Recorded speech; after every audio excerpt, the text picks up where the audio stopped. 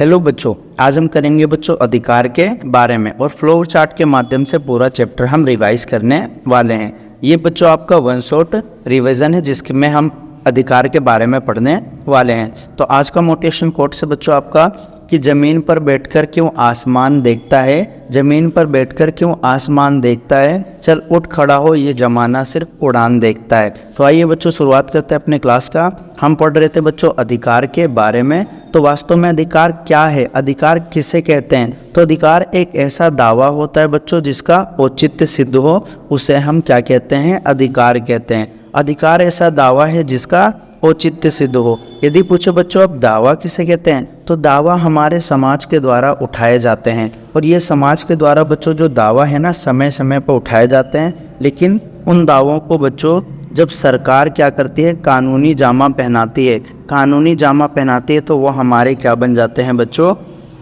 अधिकार बन जाते हैं। तो दावा समाज के द्वारा उठाया जाता है। और अधिकार बच्चों यदि हमसे पूछे ये हमारी बेहतरी के लिए भी होते हैं, तो अधिकारों का प्रयोग हम अपनी बेहतरी के लिए करते हैं। लेकिन इसका ये मतलब नहीं है बच्चों कि हम किसी भी चीज़ का दावा कर सकते हैं। दावा तो बच्चों स्कूल में रहने वाले बच्चे इसका कर सकते हैं कि उन्हें अपनी मनपसंद पोशाक पहनकर स्कूल जाने दिया जाए, तो जो कि बच्चों सही नहीं हो सकता। अपने मनपसंद टाइम पे विद्यालय जाने की अनुमति मांग सकते हैं, है ना। ये भी आपको ध्यान रखना है बच्चों कि यदि कोई कार्यकलाप हमारे स्वास्थ्य और कल्याण के लिए हानिकारक है, यानी जिसको कर हमारे स्वास्थ्य पे क्या करेगा, उसका प्रभाव पड़ेगा, तो उसे हम अधिकार नहीं मान सकते हैं। जैसे यहाँ पे बच्चों आप कर सकते हैं नशीली दवाइयों का सेवन करना, जो नशीली दवाइयाँ होती है। अब हम तो कहेंगे बच्चों हमारा अधिकार है, हम चाहे कुछ भी खाएं, चाहे कुछ भी पिएं, या धूम्रपान करना, तो बच्चों ऐसा नहीं है।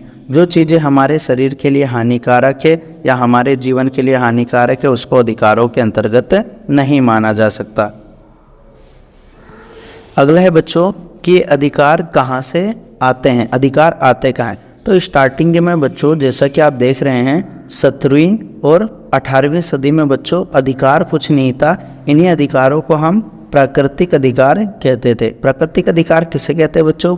कि जो प्रकृति ने दिए, ईश्वर ने दिए हैं। और 17वीं 18वीं सदी में ये प्रकृति या ईश्वर प्रदत्त थे और ये इतने पावन और पवित्र अधिकार थे बच्चों कि इनको कोई हमसे छीन नहीं सकता था, यानी कोई भी व्यक्ति इन अधिकारों को हमसे छीन नहीं सकता था। लेकिन बाद में बच्चों जो प्राकृतिक अधिकार है ना, ये अमान्य घोषित हो गए, यानी अब प्राकृतिक अधिकार से ज़्यादा बच्चों प्रचलन किसका हुआ है? मानवाधिकार शब्द का ज़्यादा अधिक प्रचलन हुआ है। यदि पूछे बच्चों आपसे मानवाधिकार क्या है, तो मानव का मानव होने के नाते जो अधिकार होता है उसे हम मानवाधिकार कहते हैं। मानवाधिकार से भी बच्चों बाद में एक शब्द आ गया मौलिक अधिकार। मौलिक अधिकार, तो यदि पूछे बच्चों मौलिक अधिकार क्या है, कि जो अधिकतर संविधान में सूचीबद्ध कर दिए जाते हैं उन्हें मौलिक अधिकार कहते हैं। जैसे भारत के संविधान में बच्चों भाग 3 में अनुच्छेद 12 से लेकर 35 तक बच्चों 6 मौलिक अधिकार है। पहले बच्चों 7 मौलिक अधिकार थे। 7वां संपत्ति का जो अधिकार था ना, उसको बच्चों हमने 44वां संविधान संशोधन 1978 से क्या किया था? हटा दिया था। और अब वो एक विधिक अधिकार है बच्चों अनुच्छेद 301 के तहत। तो ये आपको ध्यान में रखना है। तो यदि आपसे पूछो बच्चों अधिकार कहाँ से आते हैं, 17वीं 18वीं सदी में प्रकृति या ईश्वर के द्वारा प्रदत्त थे। प्राकृतिक अधिकार ऐसे थे बच्चों कि इनको कोई हमसे छीन नहीं सकता था। और मनुष्य के 3 प्राकृतिक अधिकार हैं बच्चों। 3 प्राकृतिक अधिकार पूछे तो पहला है बच्चों जीवन का अधिकार, दूसरा स्वतंत्रता का अधिकार, तीसरा संपत्ति का अधिकार। तो ये प्राकृतिक अधिकार है। जीवन जीने का अधिकार बच्चों आज भी भारत के संविधान में, लेकिन वो प्राकृतिक नहीं है, वो मौलिक अधिकार है और ये अनुच्छेद 21 के तहत है। स्वतंत्रता का अधिकार भी बच्चों भारतीय संविधान के मौलिक अधिकार में स्वतंत्रता का अधिकार, और ये 19 से लेकर 22 में है बच्चों। उसके बाद आएगा संपत्ति का अधिकार। तो संपत्ति का अधिकार पहले बच्चों अनुच्छेद 31 में था, लेकिन 44वां संविधान संशोधन कर 1978 में इस संपत्ति के अधिकार को हटा दिया। तो प्राकृतिक अधिकार 3 है बच्चों। अब प्राकृतिक अधिकार खत्म हो गए। क्यों खत्म हुए? क्योंकि प्राकृतिक अधिकार की ऐसी मान्यता थी इनको कोई छीन नहीं सकता। वर्तमान में बच्चों प्राकृतिक अधिकार से ज़्यादा मानवाधिकार शब्द का प्रयोग चल रहा है। अगला है बच्चों आपका मानव अधिकारों का सार्वभौम घोषणा पत्र। तो जैसा कि आप जानते हैं बच्चों, मानव अधिकार का जो सार्वभौम घोषणा पत्र है वो 10 दिसंबर 1948 को यूनाइटेड नेशन यानी यूएन के बच्चों यूएन में के महासभा के द्वारा लाया गया था। तो 10 दिसंबर 1948 को बच्चों क्या हुआ था, यूएन में महासभा में आया था मानवाधिकार का सार्वभौम घोषणा पत्र, और इसको बच्चों हम यूडीएचआर भी कहते हैं। UDHR universal development of universal declaration of human rights. 10 दिसंबर को ही बच्चों मानवाधिकार दिवस भी हम मनाते हैं। क्यों 10 दिसंबर को ही आया था? यदि आपसे पूछो बच्चों, इसके बाद में भारत सरकार ने भी क्या किया था, राज्य मानवाधिकार आयोग बनाया था, यानी नेशनल ह्यूमन राइट कमीशन। और ये कब बनाया था बच्चों? 12 अक्टूबर को, 12 अक्टूबर 1999 नहीं बच्चों, 12 अक्टूबर 1993 में बनाया था ना। तो 12 अक्टूबर 1993 को राज्य मानवाधिकार आयोग बनाया था। और ये बच्चों बहुसदस्यीय संस्था थी। अगर पूछे बच्चों, राज्य जो मानवाधिकार बनाया था इसके अध्यक्ष होते बच्चों, कौन होते हैं? अध्यक्ष। तो इसके पहले अध्यक्ष थे बच्चों रंगनाथ मिश्र, रंगनाथ मिश्र थे। यदि पूछे बच्चों, वर्तमान में इसके अध्यक्ष का नाम है अरुण कुमार मिश्र, अरुण कुमार मिश्र। तो ये आपको ध्यान में रखना है। और जो मानवाधिकार का सार्वभौम घोषणा पत्र है बच्चों, इसमें उन दावों को मान्यता दिया है जिन्हें विश्व समुदायों ने माना है कि ये अधिकार मानव को मिलने चाहिए। और जो मानवाधिकार की सूची है बच्चों, वो अब धीरे धीरे बढ़ रही है। जैसे मानवाधिकार का इस्तेमाल बच्चों, जो उत्पीड़ित लोग हैं ना, जिनको उनके देश में उत्पीड़न किया जाता है, उन्होंने इसका इस्तेमाल किया है। और ऐसे कानूनों को लोग चुनौती देने लगे कि जो उनको अधिकारों से वंचित करती है।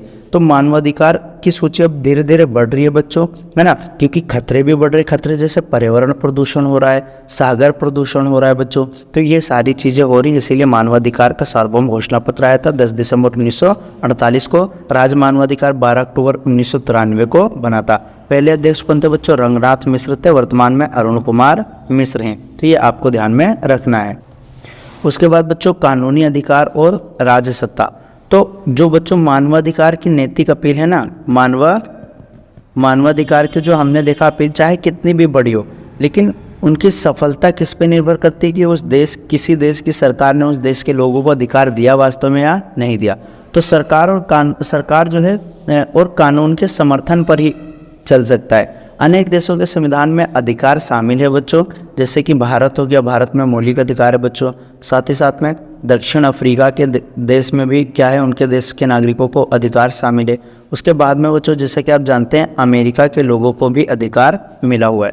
तो अधिकार जो है बच्चों, अधिकार एकमात्र राज्य की सृष्टि यानी राज्य के द्वारा ही दिया जा सकता है। वे अधिकार जिसे राज्य सरकार ने कानूनी मान्यता दी है उन्हीं को कानूनी अधिकार कहते हैं। यदि पूछो बच्चों कानूनी अधिकार क्या है, तो कानूनी अधिकार वे अधिकार जिसे राज्य सरकार ने कानूनी मान्यता दी है। और अधिकार की रक्षा बच्चों राज्य का दायित्व है, यानी अधिकारों की रक्षा करनी चाहिए।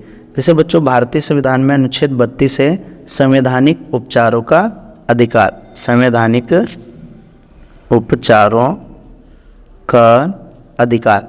और ये अधिकार बच्चों क्या करता है, हमारे मौलिक अधिकारों की, 5 मौलिक अधिकारों की रक्षा करता है। इसीलिए इसको बच्चों भीमराव अम्बेडकर ने आत्मा और हृदय कहा था भारतीय संविधान का। अगला आपका आता है बच्चों अधिकारों के प्रकारों के बारे में जानेंगे। तो अधिकार के प्रकार में सबसे पहला बच्चों यही आता है आपका राजनीतिक अधिकार। कहीं पे भी बच्चों आपका राजनीतिक समानता, राजनीतिक स्वतंत्रता अधिकार है ना, तो राजनीति में एक तो ध्यान रखना बच्चों मत देने का अधिकार होगा, यानी वोट देने का अधिकार, जैसे है ना। उसके बाद चुनाव लड़ने का अधिकार होगा बच्चों, है ना। मतदाता बनने का अधिकार होगा। और साथ ही साथ में क्या है बच्चों कि हम निश्चित प्रक्रिया के माध्यम से पार्टी भी बना सकते हैं, अपनी खुद की पार्टी बना सकते हैं। तो ये सारे राजनीतिक अधिकार हैं। जैसे मत देने का अधिकार, पहले बच्चों वोट देने का अधिकार 21 वर्ष था, और 21 से अब कितना हो गया बच्चों 18 वर्ष। 21 से 18 वर्ष कर दिया बच्चों 61वां संविधान संशोधन के माध्यम से। चुनाव लड़ने का अधिकार है बच्चों, जिसकी न्यूनतम आयु 25 वर्ष होती है बच्चों चुनाव के लिए, जिसकी आयु हो जाए वो चुनाव लड़ सकता है, सरकारी पद प्राप्त कर सकता है। फिर ये राजनीतिक अधिकार है बच्चों। उसके बाद आता है दूसरा जीवन का अधिकार। जीवन जीने का अधिकार बच्चों अनुच्छेद 21 में बच्चों, और कोई भी व्यक्ति हमसे हमारे जीवन को छीन नहीं सकता, है ना, किसी भी निर्देश व्यक्ति को बच्चों शारीरिक यंत्रणा नहीं दी जा सकती, तो ये भी ध्यान रखना। और व्यक्ति के स्वास्थ्य और प्राण की रक्षा की जाएगी। हमारा जीवन हमसे कोई भी इंसान छीन नहीं सकता है, तो ये दूसरा जीवन का अधिकार है बच्चों।